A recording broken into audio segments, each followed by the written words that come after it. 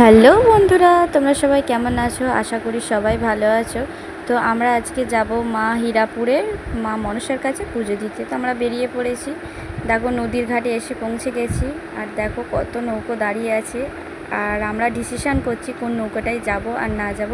তার ফাঁকে আমি একটু ভিডিও করে নিলাম। দেখো অনেক লোক যাচ্ছে। আর তারপর দেখতে দেখতে আমরা জেটি ঘাটে পৌঁছে গেলাম।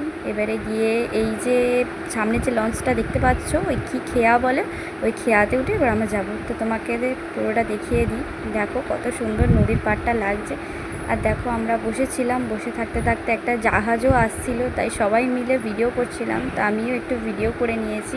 তারপর দেখাই নদী যেতে যেতে ছেড়েও দিয়েছে নদীপথে। আমরা প্রায় মাঝপথে এসে গেছি। তো আমরা পৌঁছাতে পৌঁছাতে এদিকে মায়ের পুজোও শুরু হয়ে গেছে। তো দেখো একটু ভিডিও করে দিলাম। তারপরে আমরা আসার সময় বিকেলবেলা, দেখো বিকেলবেলা ওয়েদারটা কিন্তু দারুণ লাগছিল। তখন যেতে খুব কষ্ট হচ্ছিলো গরমে। তো এখন কিন্তু বিকেলবেলা আসতে অতটাও কষ্ট হয়নি। তো আমার ব্লগটা এইটুকুনি। Tata, bye bye.